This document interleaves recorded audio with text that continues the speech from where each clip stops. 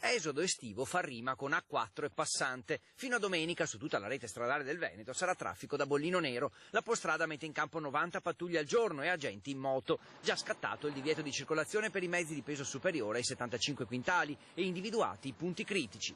Particolare attenzione l'avremo alla fine del Passante, all'inizio dell'A4 da Venezia verso Trieste, dove c'è un imbuto legato al confluire di più strade, tutte su un'unica autostrada a due corsie, quindi monitoreremo con particolare attenzione proprio quel tratto lì.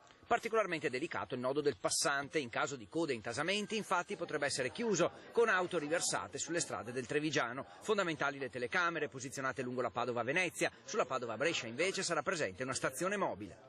Qui adesso si sta vedendo la zona di Arino, est e ovest dell'autostrada A4 e comunque noi abbiamo, come vedete a fianco, una serie di collegamenti con varie telecamere che sono installate su tutta l'A4, in particolare sulla tangenziale di Mestre.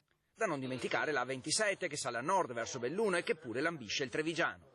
Potremmo trovare sicuramente i vacanzieri che vanno in montagna, anche lì c'è al termine dell'autostrada l'innesto sulla statale 51 Alemagna che va valutato e considerato con particolare attenzione.